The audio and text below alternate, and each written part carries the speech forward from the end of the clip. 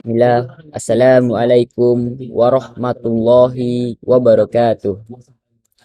Oke, di sini saya akan menceritakan atau mengkisahkan sahabat Nabi Muhammad Shallallahu Alaihi Wasallam, yaitu Abdullah bin Mas'ud.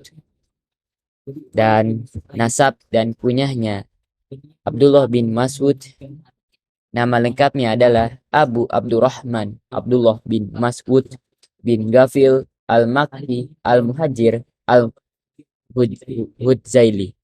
Beliau juga sering dinasabkan kepada ibunya karena ibunya dipanggil Ummu Abdin. Ibnu Mas'ud pun dipanggil dengan sebutan Ibnu Ummu Abdin. Dan Ibnu Mas'ud masuk Islam.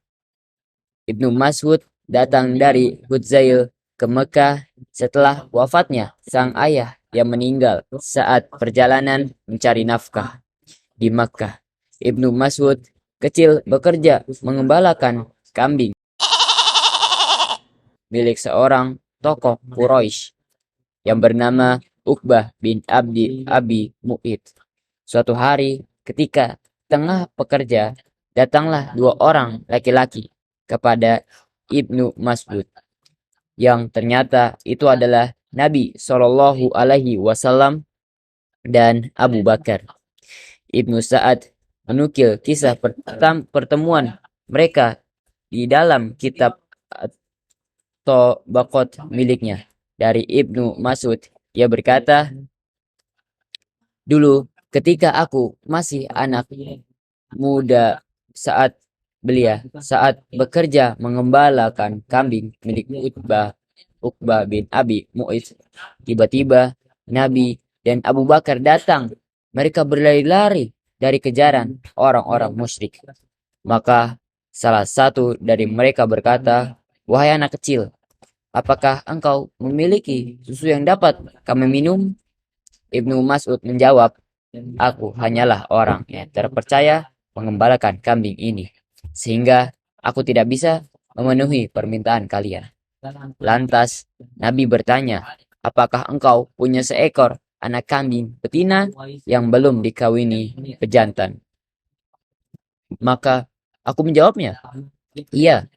Aku pun membawakan apapun yang ia minta. Nabi kemudian mengambil anak kambing betina itu dan mengusap kambingnya sambil berdoa. Maka terkumpullah air susu dari ambing anak kambing betina tersebut. Abu Bakar kemudian membawa sebuah batu yang memiliki cengkungan dan memulai memerah susu ke dalamnya. Abu Bakar pun meminum susu itu dan disusul dari aku. Dari Nabi berkata ke arah ambing anak kambing itu, "Menyusutlah." Maka dengan seketika ambingnya pun menjadi kempes.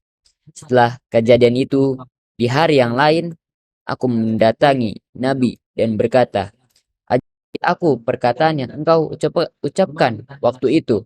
Nabi bersabda, "Engkaulah anak muda yang cerdas."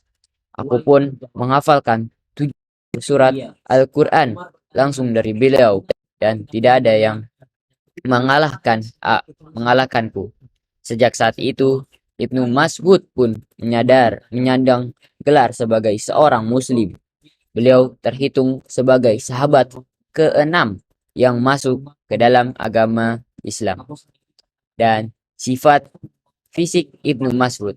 Qais bin Abi Hazim berkata, "Aku melihat Ibnu Mas'ud memiliki tubuh yang kurus." Ubaidillah bin Abdullah bin Utbah berkata, "Abdullah bin Mas'ud itu laki-laki yang kurus, pendek, dan berkulit hitam. Dan beliau tidak menyemir ubannya." Dan Amash dari Ibrahim, ia berkata, "Abdullah adalah pribadi yang lembut lagi cerdas." Dan Al-Mas'ud meriwayatkan dari Sulaiman bin Mayyidna dari Nuwaifi, pelayan Ibnu Mas'ud, ia berkata, "Abdullah bin Mas'ud adalah manusia yang paling baik penampilannya dan paling harum baunya." Dan diriwayatkan dari Ali radhiyallahu anhu, beliau berkata, Nabi memerintahkan Ibnu Mas'ud untuk suatu perkara, maka ia pun memanjat pohon yang Nabi suruh untuk membawakan sesuatu dari pohon tersebut untuknya. Maka para nabi yang lain melihat betis Abdullah bin Mas'ud tak kalah memanjat pohon tersebut.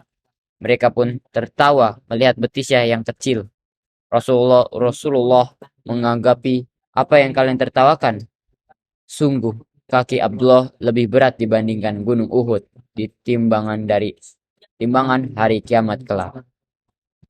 Dan kedekatan dengan Rasulullah dari Ubaidillah bin Abdullah bin Utbah berkata, Ibnu Mas'ud adalah sahibur sir, pemegang rahasia Rasulullah, termasuk menyediakan tempat duduk, siwak, sandal, dan air untuk Nabi. Dan ini berlangsung saat Nabi sedang bersafar. Ibnu Sa'ad berkata, Abu Nuaim menceritakan, Al-Mas'ud menceritakan kepada kami dari Al-Qasim bin Abdurrahman, ia berkata, Abdullah memakaikan sendal Nabi. Kemudian Nabi berjalan di depan dengan tongkat, hingga jika beliau tiba di majelisnya, Abdullah melepas sandal beliau dan memasukkan kedua lengan bajunya dan membawakan tongkat Nabi. Nabi biasa masuk dengan tongkat tersebut ke rumahnya dengan Ibnu Mas'ud di belakang beliau. Al-Mas'ud berkata dari Iyas Al-Amiri dari Abdullah bin Shaddad berkata, dulu Abdullah adalah pembawa alas duduk, siwak, dan sandal Nabi.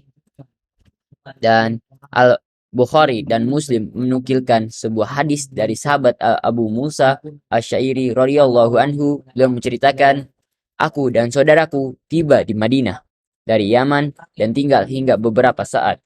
Awalnya kami mengira Ibnu Mas'ud dan ibunya termasuk keluarga Nabi karena mereka banyak keluar masuk ke dalam rumah Nabi, sering menemani beliau. Dan Imam Al-Bukhari menukilkan dalam kitab syahihnya sebuah hadis dari Abdurrahman bin Yazid radhiyallahu anhu, ia berkata, kami menanyai Hudzaifah tentang orang yang mirip cara berjalannya dengan Nabi agar kami bisa menirunya. Maka Hudzaifah menjawab, aku tidaklah mengenal seseorang yang paling mirip cara berjalan serta ketenangan dengan Nabi kecuali Ibnu Ummi Abdin. Bahkan ketika suatu saat ia beritahu Nabi bahwa doanya akan dikabulkan jika ia berdoa atas kecintaannya kepada beliau, maka di antara hal yang dimintanya oleh bersama Nabi di surga kelak. Kisah tersebut dinukilkan Imam Ahmad di dalam musnadnya, di mana ketika Abdullah bin Mas'ud berada di dalam masjid dan berdoa kepada Robnya, Nabi datang dan berkata, mintalah kepada Allah akan penuhi. Dan persaudaraannya dengan Zubair bin Awam, Abu Daud di dalam sunannya berkata, Abu Salman menyampaikan kepada kami, Hammad bin Salah menceritakan kepada kami dari Sabit dari Anas bahwa Nabi mempersaudarakan antara Az-Zubair dari Ibnu Mas'ud. Dan murid-murid Ibnu Mas'ud.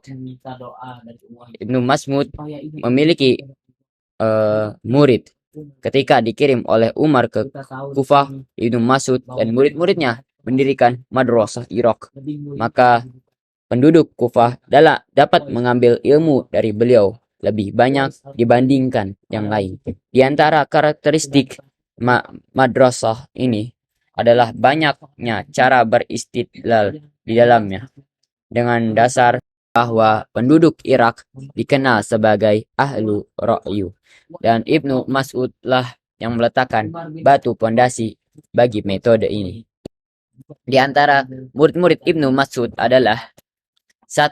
Alqamah bin Qiyas, 2. Masruk, ketiga Amir bin Syarahil Ash-Shabi, keempat Al-Hasan Al-Bashir, kelima Qatadah bin Da'amah Asy-Syaudi, Imran, dan keenam Imran bin Husain, 7 Tawus, 8 Ikrimah, 9 atau bin Ra'bah, dan banyak lagi murid-murid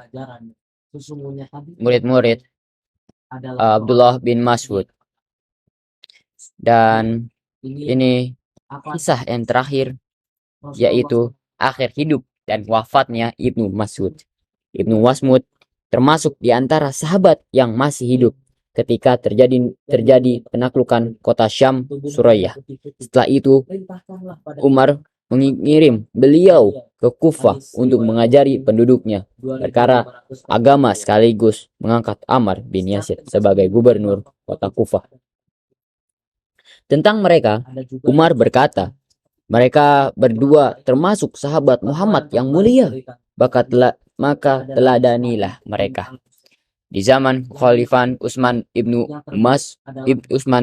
Mas'ud diperintahkan untuk kembali ke Madinah, dan Ibnu Mas'ud tidak menolaknya. Ia berkata, Utsman memiliki hak untuk ditaati sebagai pemimpin, dan aku tidak suka diriku menjadi yang pertama membuka pintu fitnah. Dan di mana Utsman inilah Ibnu Mas'ud mengalami sakit keras. Pernah dalam sakitnya ia dikunjungi oleh Utsman dan ditanya, apa yang engkau keluhkan? Ibnu Mas'ud menjawab, dosa-dosaku. Utsman kembali bertanya, apa yang engkau inginkan? Ibnu Mas'ud menjawab, rahmat Tuhanku. Utsman bertanya lagi, apakah engkau mau aku panggilkan tabib? Ibnu Mas'ud menimpali, tabib akan menyebabkanku sakit. Utsman bertanya kembali, apakah engkau mau aku bawakan pemberian? Ibnu Mas'ud menjawab, aku tidak butuh. Ibnu Mas'ud wafat di Madinah pada tahun 32 Hijriah dan dikuburkan di pemakaman Baqi bersama sahabat yang mulia. Mungkin ini saja kisah dari Ibnu Mas'ud. Assalamualaikum warahmatullahi wabarakatuh.